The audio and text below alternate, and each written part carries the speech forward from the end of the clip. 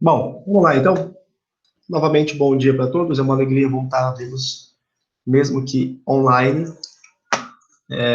Hoje, nós vamos trabalhar o módulo 12. Então, nós temos o módulo 10, o módulo 11 e o módulo 12, dentro do grupo 4, capítulo 4. Então, eu fui muito paciente com vocês. Nós fizemos uma caminhada muito tranquila. Então, onde eu expliquei para você qual é a relação entre filosofia e ciência, por que uma saiu da outra, e essa divisão entre filosofia e ciência, a gente vai entender agora aonde chegou. No meio, eu pedi para vocês, que é o nosso plantão, lerem o módulo 11, que justamente era o módulo mais fácil, aonde foi apresentado para vocês ali dois filósofos, né? René Descartes, de uma maneira muito breve, e mais um pouquinho aprofundado, Francis Bacon. E esse é o que nos interessa. Então, no meio, Francis Bacon, ele propõe a indução, né? Não sei se vocês conseguem imaginar essa palavra, é aquilo que induz, é como se alguém te desse um empurrão, você fosse. É como se você encostasse no metal e conduzisse eletricidade para você. Então, eu começo, aí tá, isso é o meio. E agora eu vou explicar para vocês a filosofia da ciência. Então, na nossa terceira parte da apostila, eu vou explicar para vocês que a filosofia, ela é tão ousada, poderíamos dizer, ela é tão amante da verdade, é uma prepotência dela. Ela vai e domina a ciência, no sentido de se perguntar o que é a ciência. Olha só a vocação da filosofia. O que é ciência? Por que se faz ciência desse jeito? E os filósofos começam a modificar a ciência. Se não fossem os filósofos, a ciência não estaria tão avançada hoje. Você vai entender por quê.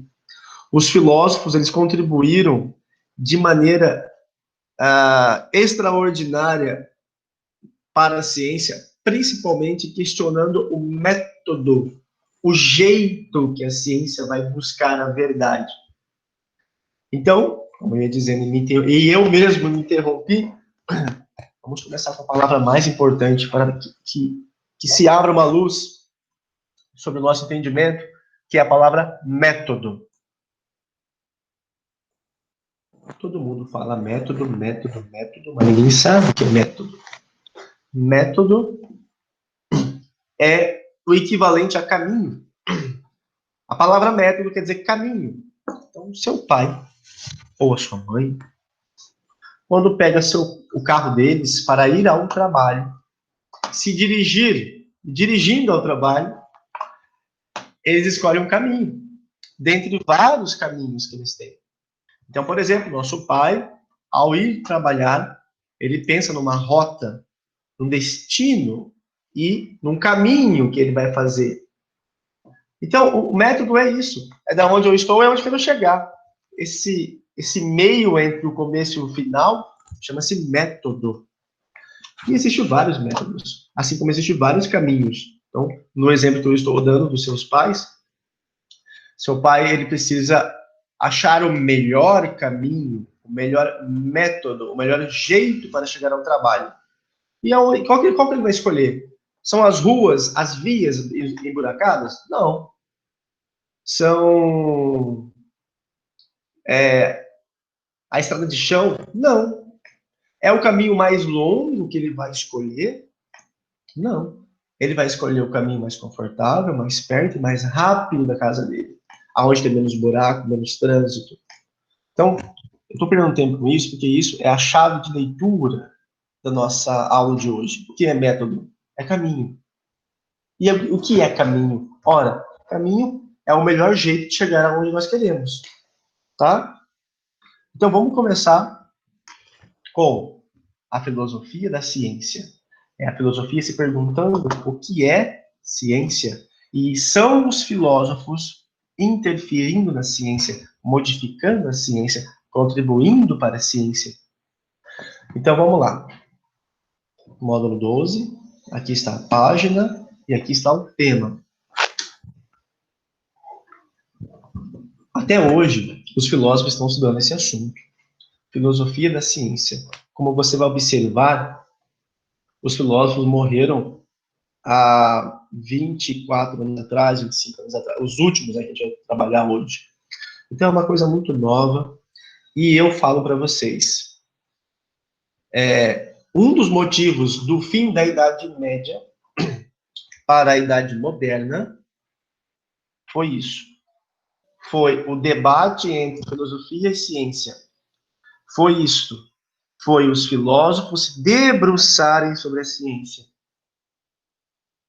Porque os filósofos contribuíram para a ciência alcançou o que alcançou. E modificou tudo. Modificou um padrão teocêntrico para um padrão naturalista, cientificista, né? Da ciência. Cientificista. Ai, fugiu a palavra agora. Mas você entendeu. O padrão que nós temos hoje, material, natural, e não mais aquele padrão que nós tínhamos ontem, de elevação do espírito, tá? Bom, o que é o método indutivo? Relembrando para vocês que já viram na aula passada, eu vou pegar aqui a passagem. Então, o que é indução? A apostila responde. Ela inicia-se com a observação de uma grande quantidade de situações particulares. Com a reunião desses fenômenos singulares, pretende-se conquistar uma generalização científica, isto é, descobrir uma lei universal. Então, eu vou dar um exemplo para vocês, para ficar bem prático a nossa explicação. Então, o que é indução? É a observação dos eventos, é o experimento, a comprovação, e é a lei gerada a partir disso. A verdade descoberta. Então, vamos observar uma coisa no mundo. Comer manga e depois tomar leite. Todo mundo diz que faz mal. O que o cientista fala? Será que faz mal mesmo? Estou observando que todo mundo fala isso. Observação. Ele vai experimentar. Ele vai pegar 1000 pessoas, vai mandar chupar manga e vai mandar tomar leite. Se as 1000 pessoas, a maioria, tiver reação gastrointestinal, sim. Virou uma lei, virou uma verdade, virou um princípio. Qual princípio? Chupar manga e tomar leite faz mal. Pronto. A ciência se apropriou dessa verdade. É dela agora. Pessoal, com licença, eu vou fechar a porta aqui. Estão cortando o grama aqui no prédio. Tá muito barulho, peraí.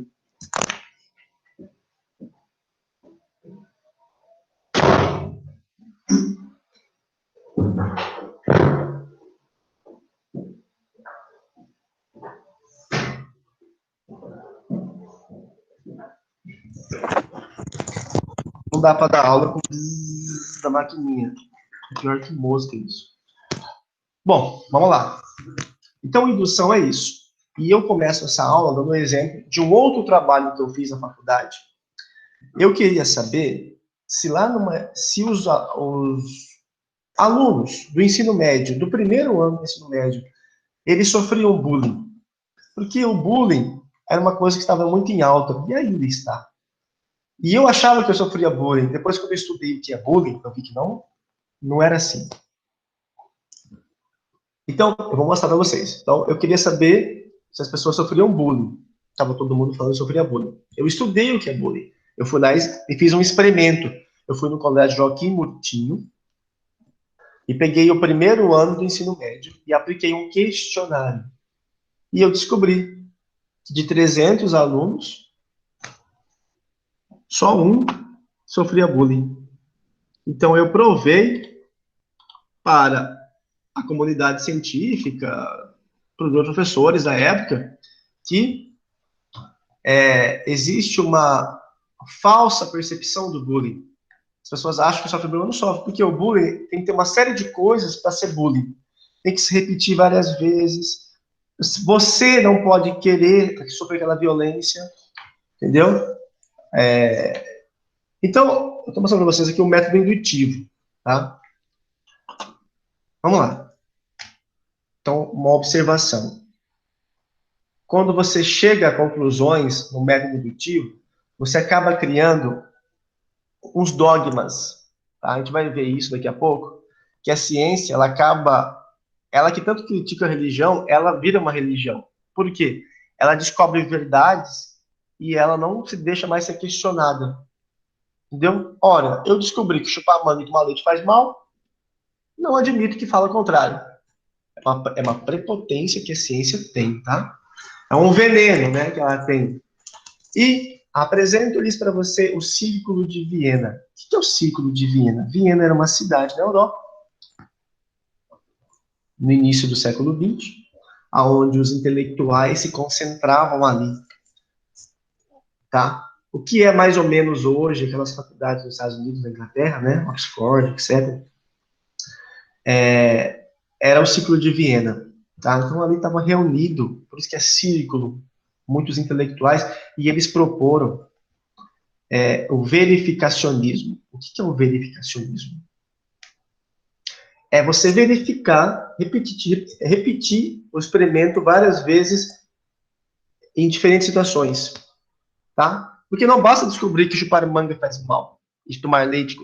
Não basta descobrir que chupar manga e tomar leite faz mal. É necessário que outros cientistas descubram a mesma coisa que você. Isso é o verificacionismo. Se verifica ao longo do tempo, se verifica que ao longo das pesquisas, se verifica em lugares diferentes, com pessoas diferentes, que o mesmo evento tem os mesmos resultados. Isso é a verificação, é o verificacionismo proposto pelo Círculo de Viena. Então, chupar manga e tomar leite. Lá no Japão, faz bem ou faz mal? Não sei. Vou fazer uma pesquisa lá, porque lá a manga é diferente da nossa. Nem sei se tem manga. Lá, o leite da vaca é diferente do nosso.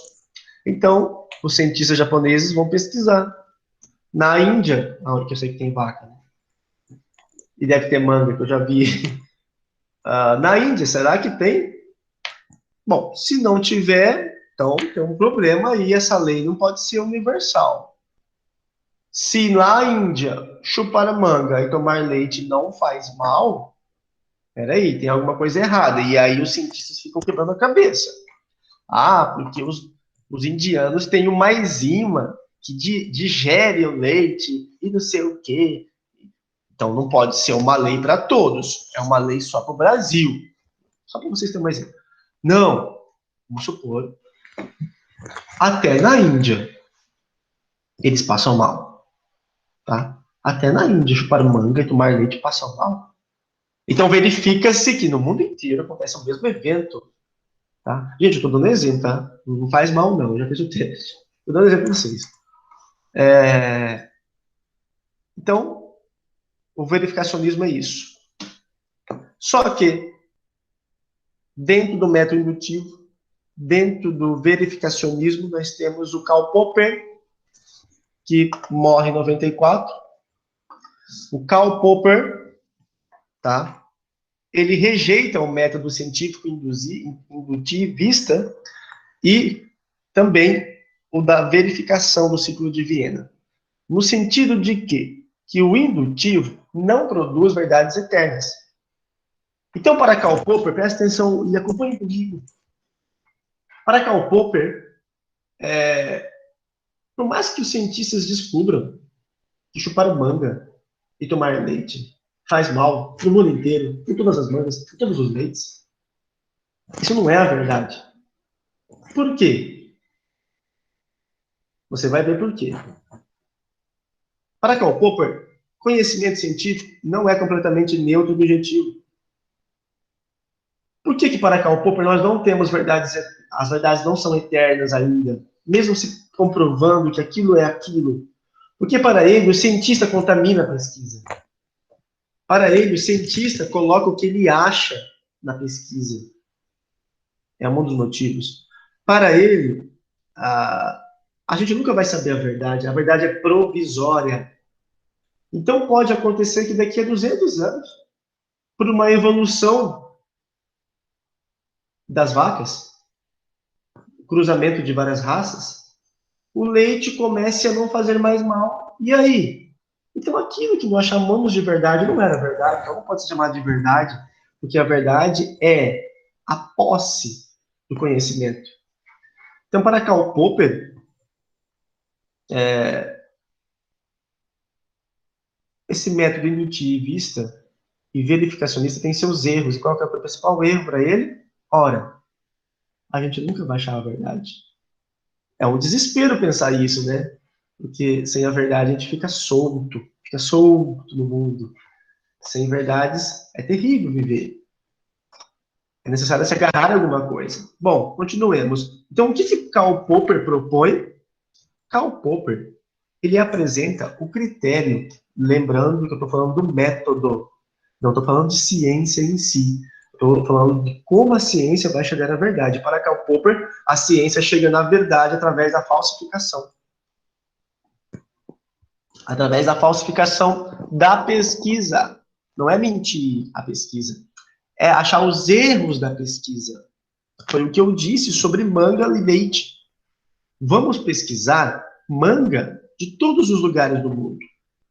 Porque vai que aqui no Brasil a manga não faz mal. Mas vai que lá no Mediterrâneo, onde a água tem mais sal, né, faz mal. Então, Karl Popper, no sentido contrário, declara que não é possível simplesmente recolher de forma neutra os dados da experiência. A observação é sempre afetada por aspectos subjetivos. Então, eu tenho que sempre buscar, dentro das pesquisas que forem feitas, o erro delas. Entendeu? Porque o cientista, ele contamina a pesquisa. Ele coloca o que ele acha. Então, para Karl Popper, o verdadeiro método é aquele que busca a falsificação do experimento. Então, o cientista, quando vai pesquisar o bullying, que eu dei outro exemplo que eu dei do bullying, né? Então, eu fui no Joaquim Murtinho, eu descobri que de 200 alunos, um tinha bullying, e eu chego e bato no peito. Em Campo Grande, eu fiz a pesquisa, os adolescentes do primeiro ano do ensino médio não têm bullying. Eles acham que tem bullying. O que o Paulo Popper está falando? Olha, Rodrigo, você não pode falar que Campo Grande não tem bullying porque você foi em uma escola. Em uma escola pública, com os jovens do primeiro ano. Existem outras escolas. Existe internato, educandário, né? Creches. Existe segundo ano do ensino médio, terceiro ano do ensino médio, nono ano, oitavo ano. Existe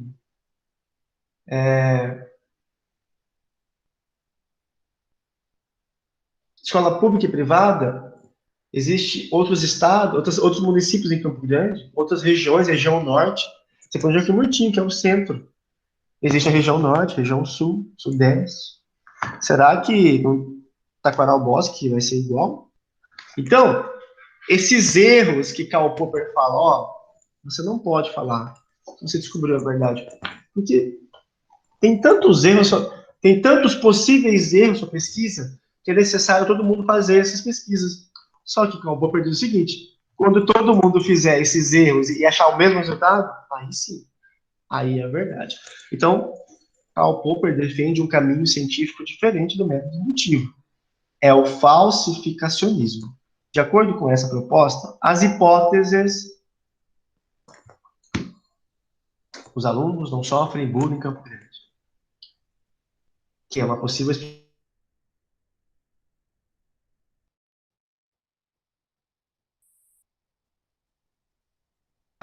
derrubar a pesquisa do outro, tá? Para que eu possa ou corroborar, confirmar, ou mudar o rumo da história da pesquisa.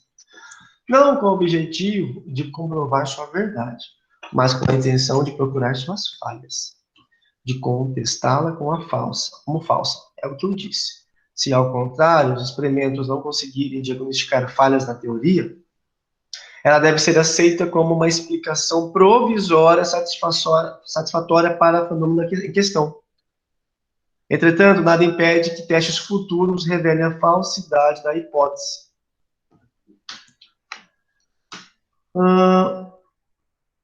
Deixa eu dar uma pausada aqui, que até eu cansei. Pessoal, escrevam para mim aí no chat, ou abram seus áudios. Vocês estão entendendo? Está compreensível? Eu estou conseguindo ser claro para vocês e apresentar para vocês o que nós estamos estudando? Ou não? Professor, eu estou viajando, não entendi nada. Vamos lá. Desculpe eu ser sempre volto, né? Mas eu preciso fazer isso. Filosofia se separa da ciência. Aliás, a ciência se separa da filosofia. A ciência tem um progresso fantástico, material, e a filosofia faz o quê? O que é você? Como você vai fazer para ser o melhoral? Como que você vai fazer para ser o cara? Eu vou ajudar você, ciência. Eu, através dos filósofos, Francis Bacon, Descartes, eu vou ajudar você a achar o que você quer da melhor maneira possível. Olha só que doido.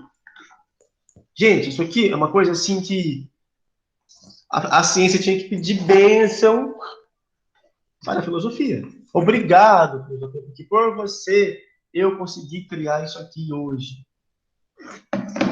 Por causa da filosofia que deu o método, hoje nós temos os melhores produtos, mais rapidamente possível, é o melhor caminho para se conseguir as coisas. Vamos lá. Explicado isso, temos René Descartes, temos Francis Bacon, temos o Ciclo de Viena, temos Karl Popper e temos Thomas Kuhn, a gente vai ver depois. Esses são apenas alguns agentes que influenciaram a ciência. Esses agentes filosóficos contribuíram para a ciência. E eu expliquei. Francis Bacon, Ciclo de Viena, Karl Popper. Eu vou encerrar o Karl Popper agora e vou terminar com Thomas Kuhn. Então,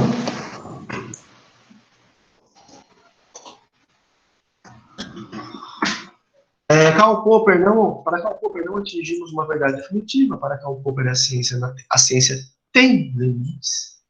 Quer dizer, o conhecimento científico não é composto por certezas, mas sim por explicações temporariamente aceitáveis, sujeitas a correções, revisões e substituições.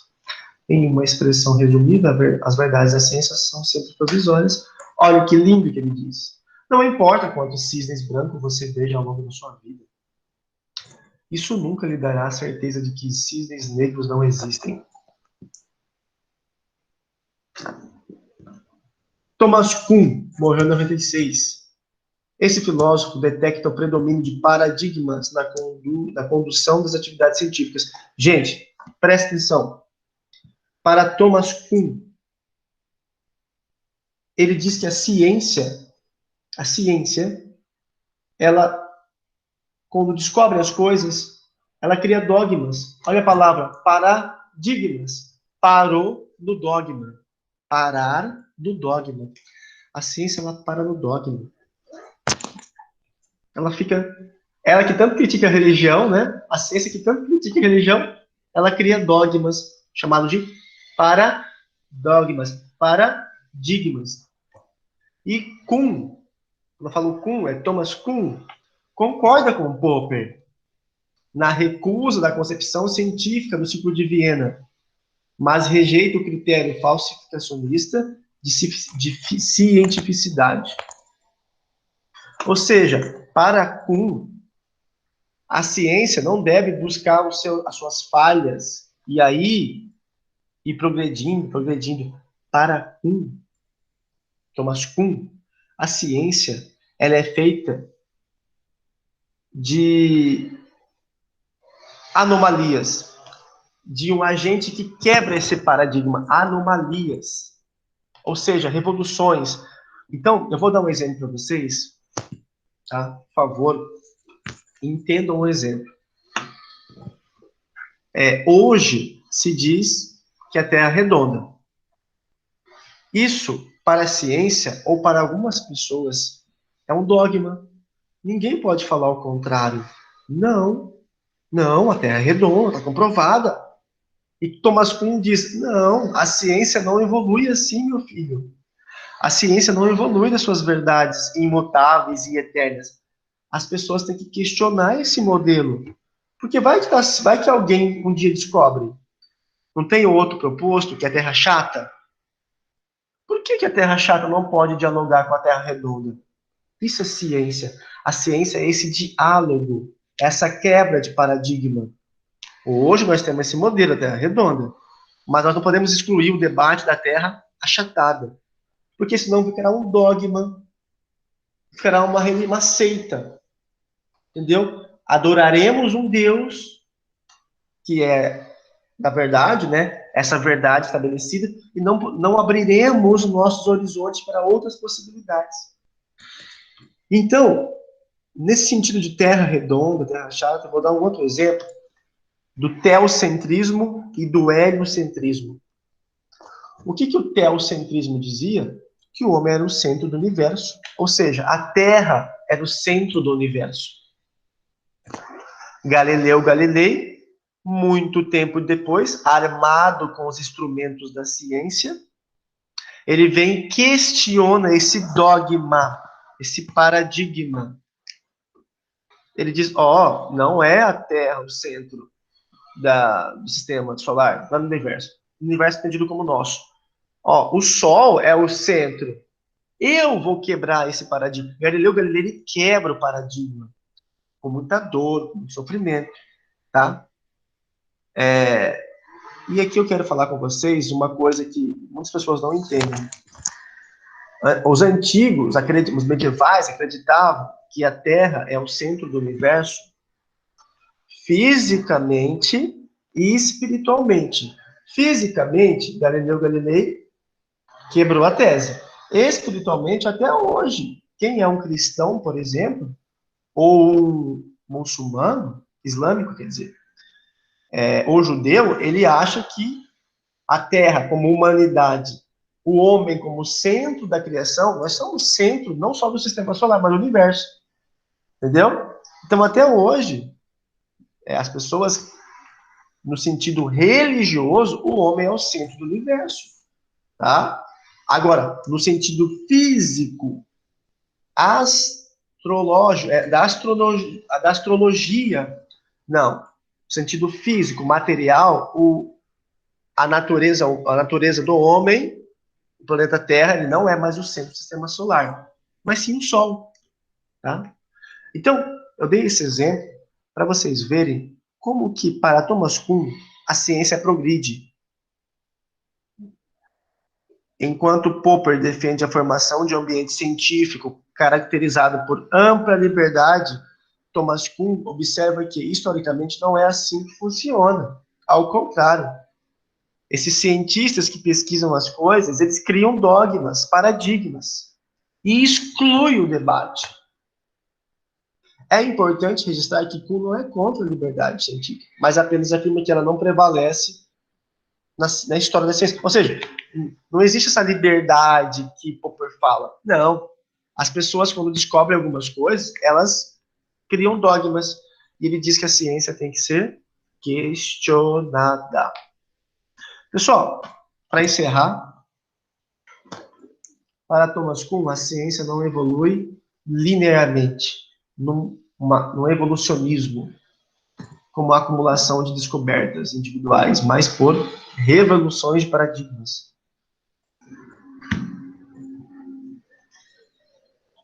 Penso que fui claro com vocês. Gostaria de saber de vocês, através do chat ou do áudio, conseguiram entender? Ficou claro que nós estamos falando de métodos e Thomas Kuhn, Karl Popper, são filósofos. São filósofos. São filósofos que ajudam cientistas. E eu queria fechar essa aula dizendo para vocês o seguinte. como eu já citei, que vocês vão fazer um trabalho científico na faculdade. Tanto o método indutivo, olha só, tanto o método indutivo, o verificacionismo, a falsificação, né, de Karl Popper e Thomas Kuhn, esses quatro, estão hoje, em 2020, sendo usados. Só que hoje é junto, não é separado. Eles estavam brigando aqui. Pá, pá, pá. Só que hoje, a ciência pegou todos eles e reuniu. E, para eu dar um exemplo para vocês, é como se Francis Bacon, a indução, fosse o trigo, o ciclo de Viena, o fermento, Karl Popper, o ovo, Thomas Kuhn, o leite, e aí aquela massa cresce e vira um bolo, um pão. A ciência hoje é isso. A ciência hoje quando a gente estuda, a gente percebe que um vai superando o outro, né? Aqui não. Aqui eles estão juntos. Eles estavam brigando nessa época, tá? Brigando. Só que hoje, quando você for na faculdade fazer sua pesquisa, você vai usar tudo junto. O método indutivo, você vai usar a verificação, a falsificação, e você vai usar o paradigma, tá? Então, para que apaziguemos nossas tensões, tudo hoje é usado, nada é excluído. Hoje a ciência o caminho é essas coisas junto. Não sei se consegui entender, se eu fiz entender. Hoje a metodologia científica, ela é o resultado de indução, verificação, falsificação e paradigma.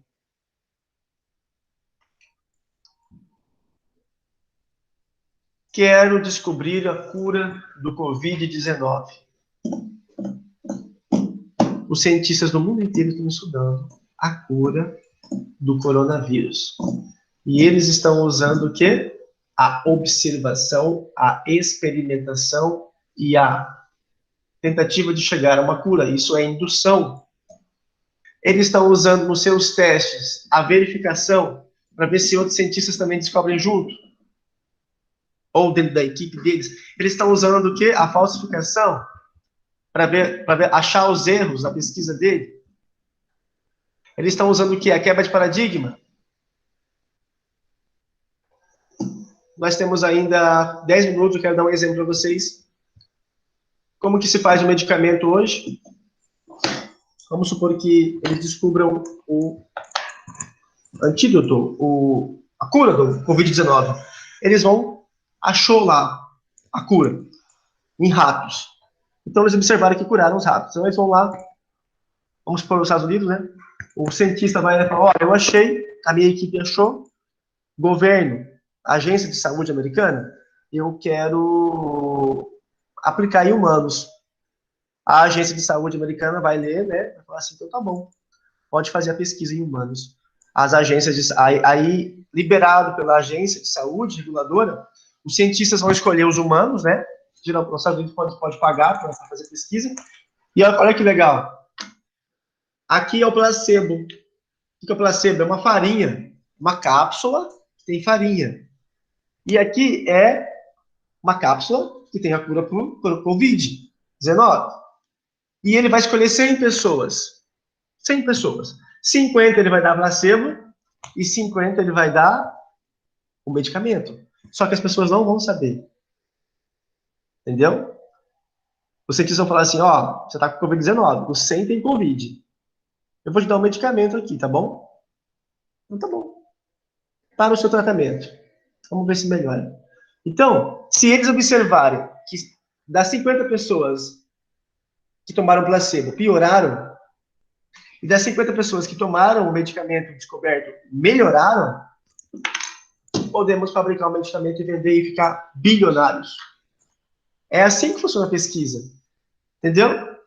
Isso aqui chama duplo cego, tá? Placebo, duplo cego. O que é isso? É a tentativa de falsificar a pesquisa. Eu achar o erro da pesquisa. Porque acontece muito, gente, de pessoas que tomam placebo melhorar, entendeu? E aí quer dizer que não é o medicamento que está funcionando, é outra coisa, tá? Então vamos supor que pessoas que tomaram placebo também curaram. Aí vocês vão ficar loucos, mas o que eles fizeram para curar? Vamos ter que voltar às pesquisas. Ah, essas pessoas que tomaram o placebo, a farinha e curaram, elas também fizeram uma coisa. O quê? Elas tomaram o outro medicamento junto. Ah, então é esse outro medicamento junto. Junto com o meu medicamento que vai fazer efeito. Bom, vamos só um exemplo. Ficou claro para vocês esse exemplo? Vocês sabiam que era assim que se fazia o medicamento?